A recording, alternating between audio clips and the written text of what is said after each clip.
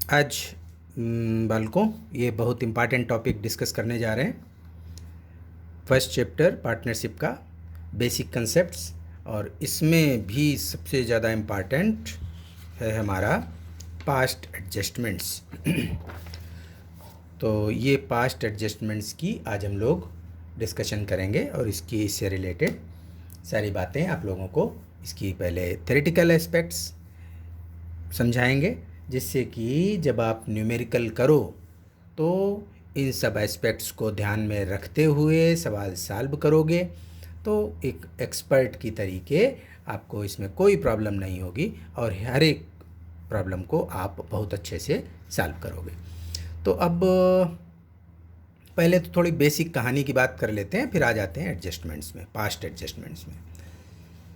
Past adjustments partnership के case में जो ये सिचुएशन बनती है उसको पहले आप अच्छे से समझ लें कि हम लोगों को पार्टनर्स के कैपिटल अकाउंट, करंट अकाउंट, या अगर केवल फ्लक्चुएटिंग है तो केवल कैपिटल अकाउंट मेंटेन करना होता है।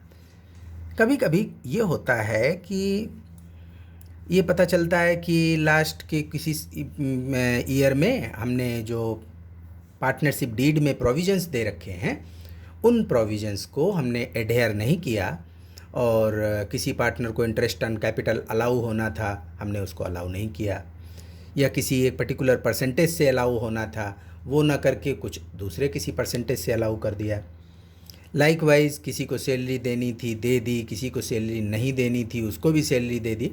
तो इस तरीके से कुछ हमारी एरर्स हो जाती हैं, and those errors do not belong to current period of your accounting, those belongs to some previous financial years.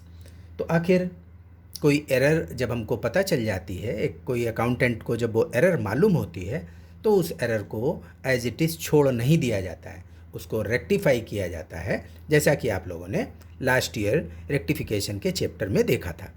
तो उसमें क्या होता था, उसमें भी हमारी बुक्स में अगर कोई एरर गई है उन एरर्स को अकाउंटेंट को रेक्टिफाई करना होता था, और एक जो उसका करेक्ट जो इफ़ेक्ट आना चाहिए हमारी बुक्स में वो लाया जाता था। ठीक इसी तरीके से इन पास्ट एडजस्टमेंट्स में आप लोग पढ़ोगे कि कैसे हमें वो सारा ट्रीटमेंट करना होता है और अपनी बुक्स ऑफ अकाउंट को सही करना होता है। तो आपकी बुक में तो काफ़ी थोड़ा सा इसका डिटेल दे रखा है, लेकिन हमने इसका डिटेल अलग से इसको प्रिपेयर किया इसलिए क्योंकि थोड़ी सी हमारी अप्रोच ये रहती है कि आप लोगों को पहले थ्योरेटिकली किसी भी फॉर्म में उस बात को पहले समझाया जाए कि आखिर आप इसमें करने क्या जा रहे हो, और जब ये क्लियर हो जाता है कि आखिर इसमें प्रॉब्लम क्या है और हमें इसमें क्या ट्रीटमेंट करना है, कैसे इसको हम रेक्टिफाई करेंगे, तो फिर आप लोग इसके एक अच्छी समझ हो जाती है और उन चीज़ों को आप अच्छे से सॉल्व कर लेते हो। तो पास्ट एडजस्टमेंट्स के केस में हमें ध्यान ये रखना होता है कि आखिर जो हमने गलती की प्रीवियस ईयर्स में उसका इम्पैक्ट पार्टनर्स के अकाउंट पे क्या रहा, या हमारी जो नेट प्रॉफिट फर्म का कैलकुलेट हुआ उस पे क्या रहा। तो इससे रिलेटेड इसमें सारे क्वेश्चन आंसर फॉर्म में डिटेल्ड इन्फॉर्मेशंस नोट कर दी हैं, और आप लोगों को एक एक बात डिस्कस करते हुए चलेंगे, तो जिससे कि आप इसमें एक अपनी समझ बना लो। तो चलिए हम लोग स्टार्ट करते हैं। ये हमारा टॉपिक पास्ट एडजस्टमेंट, और this is the last topic of your basic concepts, and after this your first chapter of partnership would be complete. Then I will start with your partnership admission. So the first question is, what do you mean by adjustments? So first of all, you must be clear that what is an adjustment. Transactions given below the trial balance and to be accommodated in preparation of final accounts known as adjustments. तो ये आपका last year से match करता है कि जब आप लोगों ने फाइनल अकाउंट्स विद एडजस्टमेंट्स किए थे तो उनमें सीन क्या मिलता था कि ट्रायल बैलेंस दिया होता था और ट्रायल बैलेंस के नीचे एडजस्टिंग एंट्रीज दी जाती थी, कुछ ट्रांजैक्शंस दिए जाते थे कि ये हमारा जब हमने ट्रायल बैलेंस बनाया तो ये चीज़ें हमारी छूट गई थी। So those transactions are to be accommodated while finalizing books of accounts so that एक true and fair view of your balance sheet and financial statements is prepared।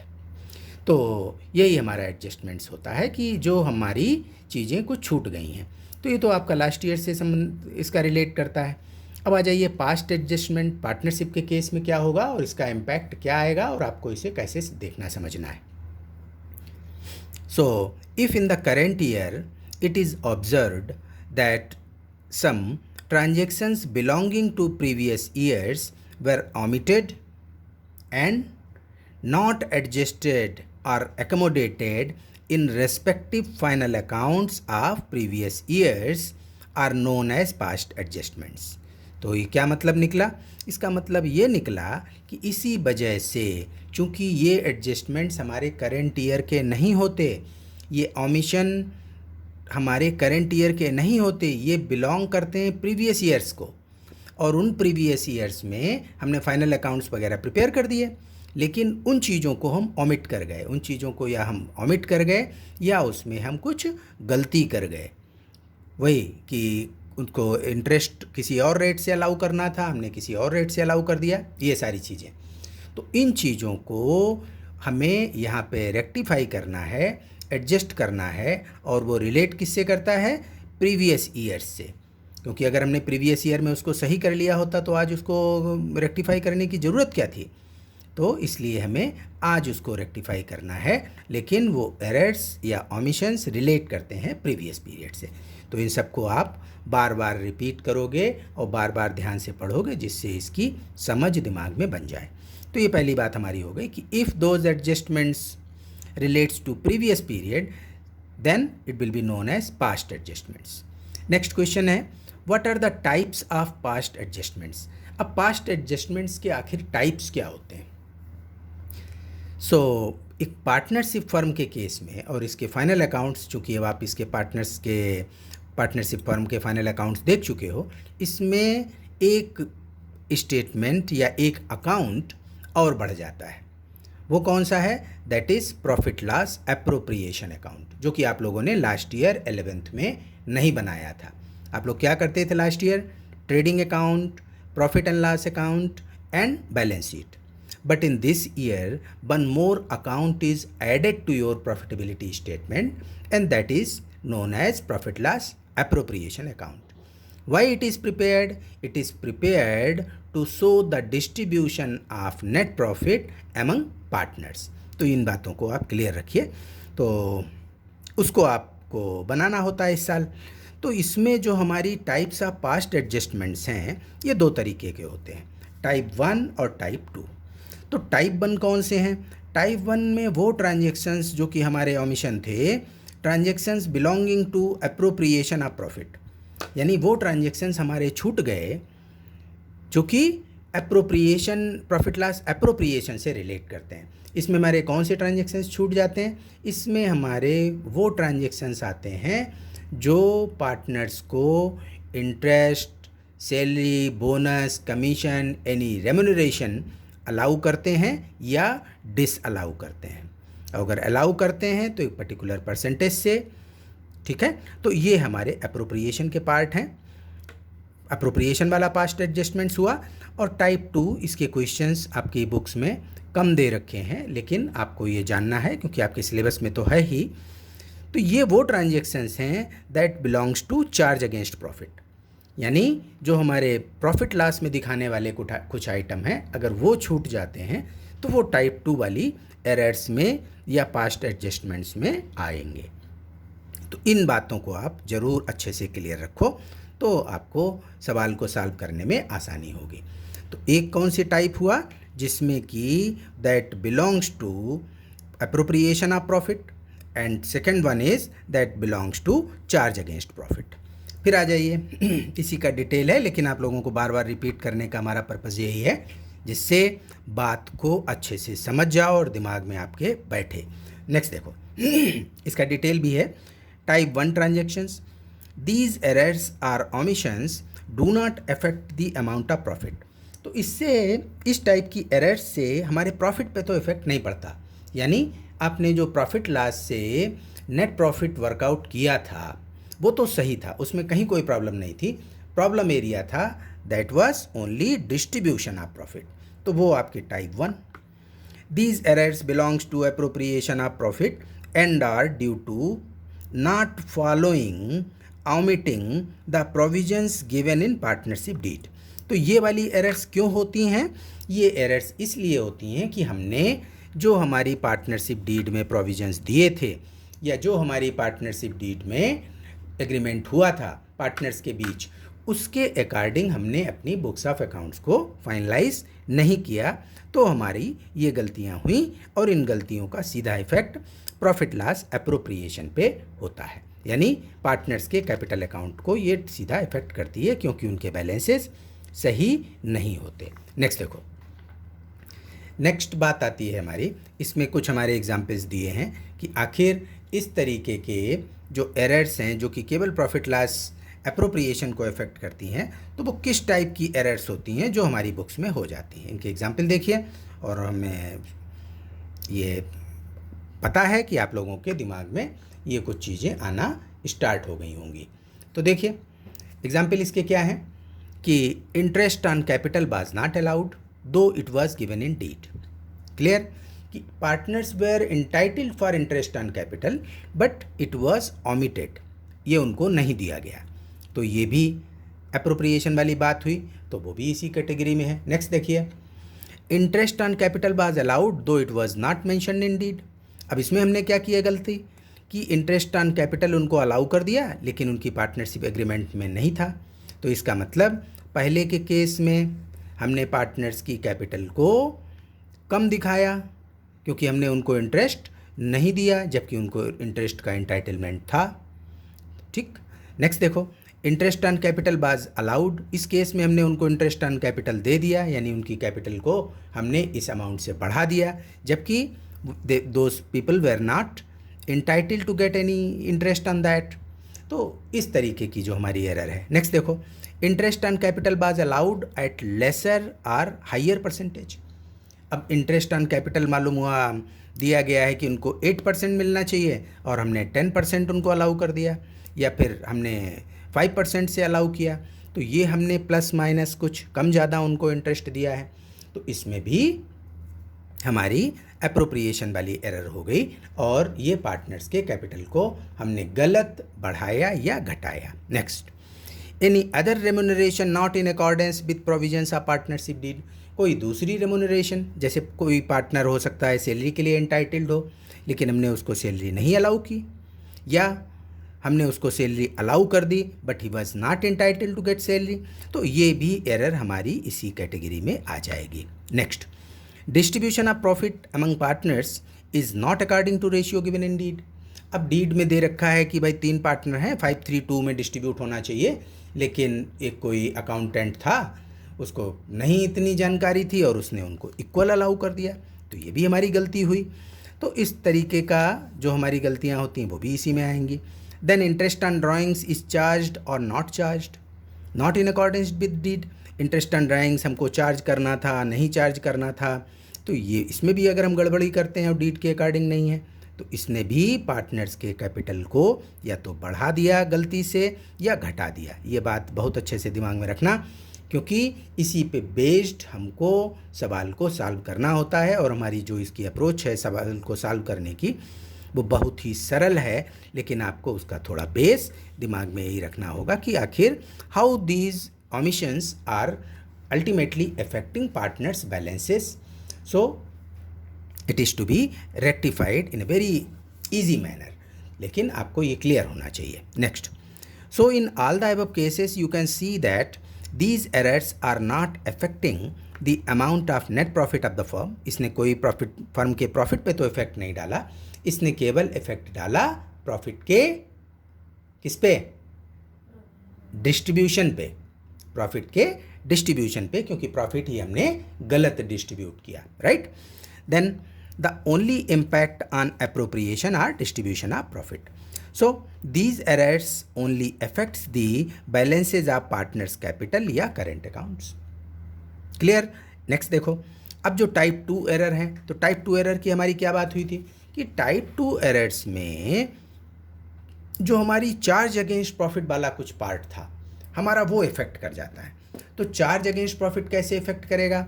Charge against profit उस केस में effect करेगा, यानी जो item profit loss को belong करता है, appropriation account को नहीं, और उसमें हमने कोई गड़बड़ी की तो वो इस कैटेगरी में आ जाएगा। तो इसको आप देखें, these errors affects the profit of the firm belonging to previous year or years because these transactions belongs to charge against profit category। अब ये भी एरर्स हमारी जो हैं किस पे इफ़ेक्ट डाल रही हैं? हमारे सीधे सीधे प्रॉफिट पे इफ़ेक्ट डाल रही हैं। कौन सा प्रॉफिट? जो कि प्रीवियस ईयर या प्रीवियस ईयर्स का है, और हमने इसको कुछ सही ढंग से चार्ज नहीं किया है, नहीं शो किया, जिसकी वजह से ये गलती हुई। तो अल्टीमेटली हमें प्रॉफिट अपना ठीक करना होता है और उसके बाद फिर उसका डिस्ट्रीब्यूशन भी उसी हिसाब से करोगे। तो इसकी एरर के एग्जाम्पल क्या हैं उसके देख लो, कि interest on loan given by A partner was not allowed.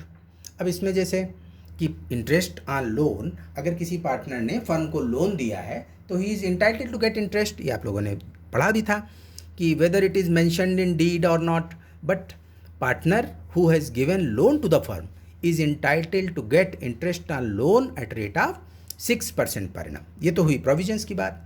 लेकिन अगर एग्रीमेंट में ही मान लो दिया है कि पार्टनर्स को 8% दिया जाएगा, लेकिन आपने उस लोन पे इंटरेस्ट प्रोवाइड उसको नहीं किया, so it is a matter of charge against profit.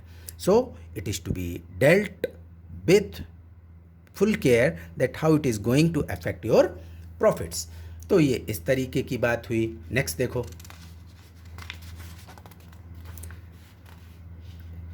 इसका नेक्स्ट एग्जाम्पल क्या है? नेक्स्ट एग्जाम्पल इसका कमीशन टू मैनेजर। अब आप मैनेजर को कमीशन अलाउ कर रहे हो, manager is entitled to get commission but it was not allowed, तो it is also to be rectified. तो इसका और एक एग्जाम्पल क्या है? इसका और एक एग्जाम्पल देखो, commission to manager was not according to terms of services with manager. तो मैनेजर के साथ हमारे जो टर्म्स ऑफ सर्विस थे कि उसको नेट प्रॉफिट का इतना प्रॉफिट, इसका इतना परसेंटेज कमीशन मिलेगा, और हमने उसको कमीशन नहीं अलाउ किया। तो मैनेजर कमीशन तो चार्ज अगेंस्ट प्रॉफिट है, वो कोई अप्रोप्रिएशन ऑफ प्रॉफिट थोड़ा ही है। अप्रोप्रिएशन ऑफ प्रॉफिट तो पार्टनर्स के बीच होता है। So this is a matter of charge against profit. It is going to impact your profit of the firm and it is to be managed in accordance with. So you may see that such transactions have impact on previous year's profit and ultimately partners account, और ultimately partners के account को ये affect करेगा ही, क्योंकि अगर profit last year का हमें कुछ प्लस माइनस करेंगे तो ultimately तो ये partners को bear करना पड़ेगा, क्योंकि हम पहले उनको ज़्यादा प्रॉफिट्स डिस्ट्रीब्यूट कर गए, लेकिन अब ये मैनेजर कमीशन जब शो होगा तो निश्चित है कि वो पार्टनर्स को बियर करना होगा। चलिए देखिए, अब इन प्रॉब्लम्स को हम कैसे सॉल्व करते हैं या रेक्टिफाई करते हैं इन एरर्स को, तो इस बात को भी बहुत ध्यान से समझो, क्योंकि यही सब हमारा आगे बेस बनने जा रहा है। तो स्टेप फर्स्ट क्या है? तो आपको बहुत अच्छे से अपना माइंड मेकअप ये रखना है कि how these errors or omissions are going to affect your partners capital accounts balances। clear? Is it clear? So step first, we see that what was the impact of such errors on partners account। या तो हमने partner के account को wrongly increase कर दिया है ना, उसको कुछ ज़्यादा अलाउ कर दिया, तो इसका क्या मतलब हुआ? रॉन्गली इंक्रीज हुआ कि नहीं हुआ? या फिर हमने उसको रॉन्गली डिक्रीज कर रखा है, उसको या तो अलाउ नहीं किया या अलाउ किया तो कम रेट से किया। तो ये जैसे ही आपको ये बेसिक दोनों बातें क्लियर होंगी, वैसे ही आप समझ लीजिए कि क्वेश्चन की 70% लड़ाई आपने जीत ली। तो ये क्लियर हुआ। इसके बाद देखो क्या करना है। Then with the help of profit and loss adjustment account pass rectifying entries. तो अब आप खुद अपना दिमाग क्लियर रखिए कि अगर हमने पार्टनर्स के कैपिटल अकाउंट को घटा रखा है तो कैसे बढ़ाया जाएगा? उसको क्रेडिट करके। क्लियर है ना कि पार्टनर्स के हमें कैपिटल अकाउंट को बढ़ाना है। पहले हमने क्या कर रखा था? पार्टनर्स के कैपिटल को हमने घटा रखा था, क्योंकि वो इंटाइटल्ड था इंटरेस्ट के लिए, हमने नहीं अलाउ किया।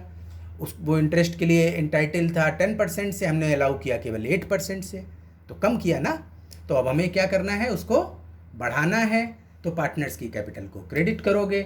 अगर हमें इन रेक्टिफिकेशन, अगर उनके बैलेंसेस को घटाना है तो उसको हम डेबिट करेंगे। क्लियर है ना? ठीक। So it happens with the help of profit and loss adjustment account. Pass rectifying entries कैसे करोगे? If partners account was wrongly, account का मतलब चाहे कैपिटल अकाउंट या current account, as the case may be. So if partners account was wrongly increased, आपने partner के account को wrongly increase कर रखा है, तो कैसे ठीक होगा? घटा करके। तो जब पार्टनर्स के कैपिटल अकाउंट को घटाओगे तो पार्टनर्स को डेबिट करोगे कि credit? Yes. So partners would be debited with that amount. तो आप क्या करेंगे, जो भी एक्स्ट्रा अमाउंट से आपने उसको बढ़ा रखा है, सो पार्टनर्स कैपिटल या current account debit to profit loss adjustment account. And in this way the increased balance is neutralize. तो जैसे ही आपने ये एंट्री पास की तो पार्टनर्स के कैपिटल अकाउंट में जो अमाउंट आपने बढ़ा रखी थी वो क्या हो गई? न्यूट्रलाइज हो गई। चलिए नेक्स्ट देखो। अब आ जाइए। If partners account was wrongly decreased, partner के अकाउंट को हमने क्या कर रखा था? रॉन्गली डिक्रीज कर रखा था। कैसे? कि इंटरेस्ट ऑन कैपिटल उसको मिलना चाहिए था 10%, लेकिन हमने दिया केवल 8%। वो इंटरेस्ट ऑन कैपिटल के लिए इंटाइटल्ड था, लेकिन हमने अलाउ ही नहीं किया, बुक्स में नहीं दिखाया गया प्रीवियस ईयर्स में। किसी पार्टनर को सैलरी मिलनी थी, लेकिन हमने उसको सैलरी नहीं दी, है ना? तो अगर ये सब कुछ चीज़ें हुई हैं तो उसका क्या इफेक्ट होगा कि पार्टनर के कैपिटल अकाउंट को हमने डिक्रीज कर रखा है। So that is to be corrected. तो जो भी हमारी शॉर्टेज रही अमाउंट की, है ना, then with such short amount क्या करोगे? पार्टनर्स को क्रेडिट करोगे, तभी तो बढ़ेगा पार्टनर्स का अकाउंट, तभी तो पार्टनर्स का बैलेंस बढ़ेगा। तो आप एंट्री क्या पास करोगे? Profit loss adjustment account debit to partners capital या करेंट अकाउंट। अब आपने उससे पार्टनर्स के कैपिटल या करेंट अकाउंट को बढ़ा दिया। It will increase the balance of partners account. तो इसका इफेक्ट क्या गया कि पार्टनर के कैपिटल अकाउंट को आपने उसके बैलेंस को बढ़ गया। देन अब ये क्रिया करने के बाद फिर आप क्या करोगे? Then be prepare profit loss adjustment account and its balance is transferred to partners account in profit sharing ratio. इसके बाद आप क्या करते हैं कि अब आप profit loss adjustment account prepare करते हैं, क्योंकि आपकी वो एंट्रीज ऊपर वाली तैयार हो गई, और हम आपको प्रैक्टिस एंट्रीज के बेस पे या डायरेक्टली आप बहुत आराम से प्रॉफिट लॉस एडजस्टमेंट अकाउंट बनाओगे, और बहुत ध्यान से आप with the help of profit loss adjustment के ही इन क्वेश्चंस को करोगे। क्योंकि चाहे कोई भी रेफरेंस बुक हो, वो प्रॉफिट लॉस एडजस्टमेंट के थ्रू नहीं करते हैं और डायरेक्टली वो टेबल बना के दिखाते हैं, जो कि बच्चों की समझ में नहीं आता है, उसमें आप फंस जाएंगे। तो वो ना करके एक बार इस मेथड से आप बहुत ईजिली सवाल को सॉल्व करिए। तो सवाल का कंसेप्ट बताने का पर्पज़ यही है कि आपकी क्लैरिटी रहे, जिससे कि क्वेश्चंस को आराम से सॉल्व करो। तो फिर से सुनिए आगे ध्यान से। जब ये एंट्रीज पास कर ली, इसके बाद be prepare profit loss adjustment account and its balance is transferred to partners account and profit sharing ratio. तो जो आप प्रॉफिट लॉस एडजस्टमेंट अकाउंट बनाओगे, it is same as profit loss appropriation account, लेकिन इसका नाम प्रॉफिट लॉस अप्रोप्रिएशन अकाउंट इसलिए नहीं होता है because it is not a part of your books of accounts, it is not a part of your final accounts. क्योंकि हमारा final accounts क्या कहता है?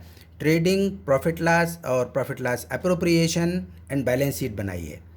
प्रॉफिट लॉस एडजस्टमेंट तो आप बना रहे हैं केवल इस वजह से क्योंकि आपके इसमें अकाउंटेंट के कर्म ही खराब थे, उसने जो पिछली गलतियां थीं उसको सही दिखाया नहीं, तब तो हमें ये करना पड़ रहा है, अदरवाइज इसकी क्या ज़रूरत थी। इसलिए profit loss adjustment account is prepared only for some special purpose and that purpose is to rectify your books of accounts. तो वो ध्यान रखिए कि प्रॉफिट लॉस एडजस्टमेंट केवल आपकी एक वर्किंग का पार्ट होता है और उस वर्किंग के थ्रू आप क्वेश्चंस को सॉल्व करते हो। तो आपने प्रॉफिट लॉस एडजस्टमेंट बनाया, बिल्कुल नॉर्मल जैसे प्रॉफिट लॉस एप्रोप्रिएशन बनाते हो। इसमें पार्टनर्स को जो बढ़ाना घटाना है उसकी एंट्रीज हो गई, उसको आपने रेक्टिफाई कर दिया और उसके बाद इसका कुछ बैलेंस निकलेगा और वो बैलेंस या तो इस साइड आएगा या इस साइड आएगा। तो जैसा भी आएगा आप पार्टनर्स के कैपिटल अकाउंट में या उनके करंट अकाउंट में उनके प्रॉफिट शेयरिंग रेशियो में बांट दोगे, जैसे प्रॉफिट लॉस एप्रोप्रिएशन का प्रॉफिट बैलेंस आप डिस्ट्रीब्यूट करते हो। तो जब आपने ये कर दिया तो आपका ये पार्ट पूरा हो गया। तो ये था क्या हमारा प्रॉफिट लॉस एडजस्टमेंट अकाउंट को बनाना। Then next step is analysis table. ये एनालिसिस टेबल बनाते हैं, आप पार्टनर्स के नाम लिखते हैं ABC। इसके बाद पार्टनर्स को जो डेबिट किया है क्रेडिट किया है उस हिसाब से इन पार्टनर्स को आपने किससे किससे प्लस किया है तो प्लस वाली अमाउंट पहले लिखोगे। इसके बाद पार्टनर किससे किससे डेबिट किए गए हैं तो उसने पार्टनर्स के बैलेंसेस को कम किया है तो वो आप प्लस माइनस करके एनालिसिस टेबल आप बना लेते हैं।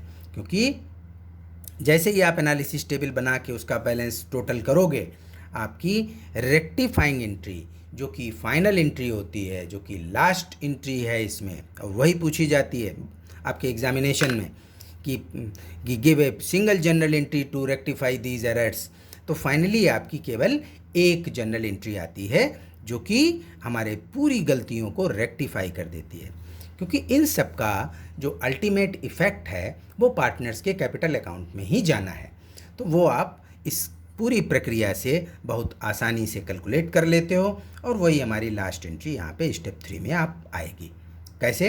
प्रॉफिट लॉस एडजस्टमेंट कर लिया, इसके बाद एनालिसिस टेबल बनाई, पार्टनर्स के नाम लिखे और पार्टनर्स में जो प्लस होना है वो ऊपर, जो माइनस होना है उसके नीचे। फिर आपने प्लस से माइनस को घटाते हुए तो ये आइदर निगेटिव आएगा या पॉजिटिव आएगा। तो जिनके निगेटिव बैलेंसेज आए हैं, जिनके अकाउंट नीचे निगेटिव अमाउंट आई है, उनको आप उन पार्टनर्स को डेबिट कर दोगे और जिनके पॉजिटिव हैं उनको आप क्रेडिट करेंगे।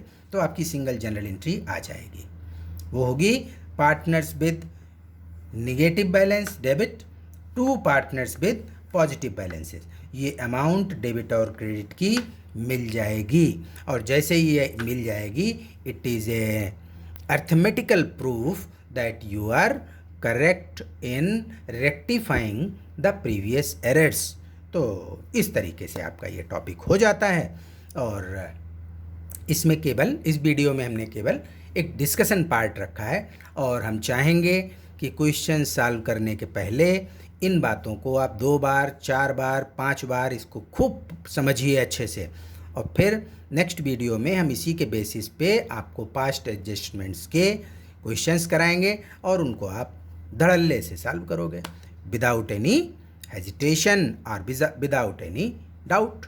तो बालकों इसको ध्यान से पढ़िए और आप लोग इसको लाइक करें अगर आपको इसमें से समझ में आता है और आप इसमें प्रोग्रेस करते हैं और इसको सब्सक्राइब करिए। Thank you.